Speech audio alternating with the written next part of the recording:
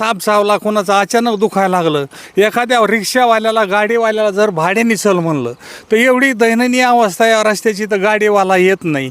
मग shining India, मोठा भारत, महाशक्ती हे सगळं जरी दुनियामध्ये याचा बोंब असली, याचा प्रसार आणि प्रचार जरी असला, पण वस्तुस्थिती खालच्या स्तरावरलं किती वाईट आहे हे प्रत्यक्षदर्शनी पाहिल्याशी लक्षात येत नाही. हा राष्ट्रीय महामार्ग कोळगाव येथील कोळगाव, खडकी, मानकापूर असा 5 किलोमीटरचा रस्ता आहे. मागील 1 ते 1.5 वर्षापासून हा रस्ता गुत्तेदारांनी खोदून ठेवला आहे. यामुळे जागोजागी खडी पडे आहेत, अनेक ठिकाणी खड्डे पडे आहेत. आणि हा रस्ता अत्यंत जिव्हाळ्याचा आणि महत्त्वाचा आहे, कारण की इकडं धाकटी पंढरी म्हणून ओळखले जाणारं श्री क्षेत्र नारायणगडाला जाण्यासाठी हा रस्ता आहे. आणि याकडे सपशेल गुत्तेदाराचं अधिकाऱ्याचं दुर्लक्ष आहे. यामुळे वाहनधारकांना आणि स्थानिक नागरिकांना अतोनात नुकसान होत असून त्यांना हालापेष्ट्या सहन करावं लागत आहेत. यामुळे गुत्तेदारांनी तात्काळ हा रस्ता ताबडतोब करण्यात यावा, नसता त्यांच्या विरोधात कायदेशीर आंदोलन करण्यात येईल.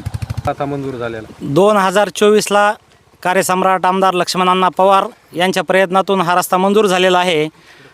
आणि 2024पासून या रस्त्याचं काम चालू आहे. खडकी, कोळगाव, मानकापूर हा आमच्या सर्वांचं श्रद्धास्थान असलेलं श्री क्षेत्र नारायणगडला जाणारा प्रमुख रस्ता आहे.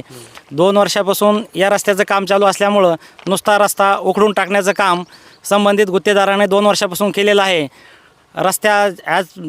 जे काही अंदाजपत्रक आहे त्याप्रमाणे न करता चुकीच्या पद्धतीने रस्त्याचं हे काम चालू आहे.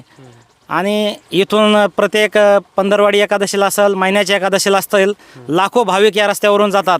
आणि यामुळं अनेक भाविक रस्ता खराब झाल्यामुळं आतापर्यंत अनेक भाविकांच्या गाड्या स्लिप होऊन पडलेल्या आहेत. अनेकांना या रस्त्याचा सामना करावा लागलेला आहे.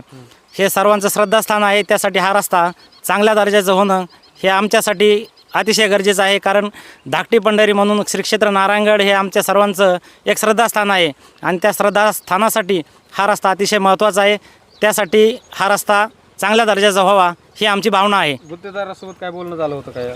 संबंधित गुत्तेदाराला, त्याचबरोबर प्रधानमंत्री ग्रामसडक योजनेचे जे काही संबंधित इंजिनियर आहेत यांना वारंवार लेखित तक्रारी देऊनही कळवलेलं आहे. तरी आत्तापर्यंत संबंधित इंजिनियर असन किंवा गुत्तेदार असन या रस्त्याची कुठल्याही प्रकारची दखल घ्यायला तयार नाहीत. आता पुढील मागणी काय आहे तुमची? पुढील मागणी ही आहे की येत्या 3 महिन्याच्या काळात हा रस्ता जर त्यांनी आम्हाला मंजूर नाही करून दिला तर आम्ही जिल्हाधिकारी कार्यालयासमोर, प्रधानमंत्री ग्रामसडक योजनेच्या कार्यालयासमोर आम्ही उपोषणाचा निर्णय घेणार आहोत. आणि मोठ्या प्रकारचं एक आमच्या धार्मिकतेचा प्रश्न निर्माण होतो की कारण येणारे लाखो भाविक या रस्त्यावरून ये जा करीत असतात. किती गावचा प्रश्न आहे हा जवळपास 25 ते 30 गावाचा प्रश्न आहे. इकडं राक्षस भवनपासून, इकडं काजळापासून, मादळमोळ ह्या सर्व परिसरातले लोक ह्याच रस्त्यावरून वाहतूक करतात. त्यामुळं धार्मिकदृष्ट्या हा रस्ता अतिशय महत्त्वाचा रस्ता आहे.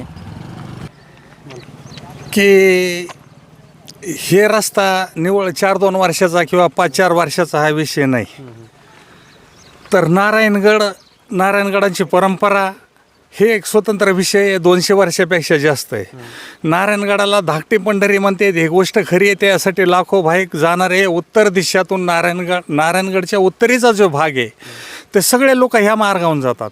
याच्या असणारा रस्त्याचा प्रश्न अनेक बार लोकप्रतिनिधी अधिकाऱ्याच्या समोर उपस्थित केलेला आहे.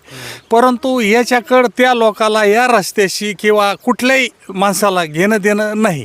त्याचं कारण असं आहे की अनेक वेळेस लोकांनी तर प्रश्न मांडले. निव्वळ हा धार्मिकतेचा, श्रद्धेचा प्रश्न नसून जर विचार बारकाईने केला तर या साईडला जर एखादी बाई बाळातीन व्हायला लागली, कोणाला साप चावला, कोणाचं अचानक दुखायला लागलं, एखाद्या रिक्षावाल्याला गाडीवाल्याला जर भाड्याने चल म्हणलं तर एवढी दयनीय अवस्था या रस्त्याची तर गाडीवाला येत नाही.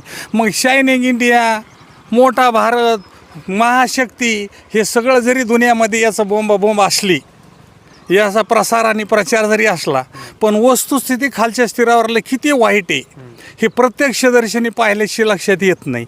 मग याचा अर्थ ह्या लोकांनी हे रस्त्याची मागणी केली नाही असं नाही का? अनेक वेळेस केली. परंतु कैलासवासी दत्ता माडिक पुणेकर यांचं एक गीत होतं, आता कोणी कोणाला नाही बोलायचं आणि असंच चालत राहायचं. मग हे असं तरी कुठपर्यंत चालायचं? मग लोकप्रतिनिधीच्या टायमाला निवडून जातो, XYZ कोणी असो, तर त्यांनी एवढा आम्ही विकास केला, विकासाच्या गप्पा जे मारतेत, तर मग या ठिकाणचा विकास दिसत नाही का? फक्त पैशातून सत्ता आणि सत्तेतून पैसा, एवढं समाजकारण आणि यालाच राजकारण म्हणायचं का? अशी वेळ आणि तमाम जनते राहिलेली. मग आता तसं पाहता हे 222 असणारा हायवे विशाखापट्टणम टू कल्याण इकडं जोडणारा महामार्ग आहे. तर याच्यातून जर जोडल्याच्या नंतर एक वैज्ञानिकदृष्ट्या किंवा अभ्यास खर्चाच्या दृष्टीने जाण्याच्या माध्यमातून जर विचार केला तर लोकाला खाली पाडळसिंग बीडला न जाता ह्या 222हून डायरेक्ट पाटोद्याला ह्या साईडला माणूस जाऊच शकतो. मग याचा तरी शासनाने कलेक्टरने विचार करायला पाहिजे. लोकाला तर घेणं देणंच नाही. याच्या अगोदर अनेक गुत्तेदारांनी याच्यावर बिलं उचलले, कामं केले, किती कामं केले, किती निकृष्ट किंवा दर्जेदार झाले हे पाहिल्यावर हे लक्षात येतं. आणि याच्यातून तरी किमान लोकांसाठी म्हणून तरी किंवा एवढ्या बाहेर विकासाच्या गप्पा हाणायच्या म्हणून तरी शासनाचा पैसा कुठंतरी कामी यावा ना का? नुसताच खावा, याची जरा लाज तरी असावं ना. आणि म्हणून हे मीडियापुढं तुमच्यासमोर आमची विनंती आहे की हा निरोप शासनापर्यंत नाही, राज्य सरकार कुठपर्यंत जा असन तिथपर्यंत, याच्यावरचे वरिष्ठ तिथपर्यंत जावा आणि ह्या रस्त्याला, ह्या लोकाला, ह्या गोरगरिबाला जाण्या येण्यासाठी न्याय मिळावा, एवढीच अपेक्षा तुमच्या मार्फत. बाकी काय म्हणणार आहेत आम्ही? दुसरं तर नाहीच काही, परंतु निदान जा यायला तरी वाट रस्ता नीटनेटका असावा, एवढीच अपेक्षा आपल्या चॅनलच्या माध्यमातून. जय हिंद, जय भारत.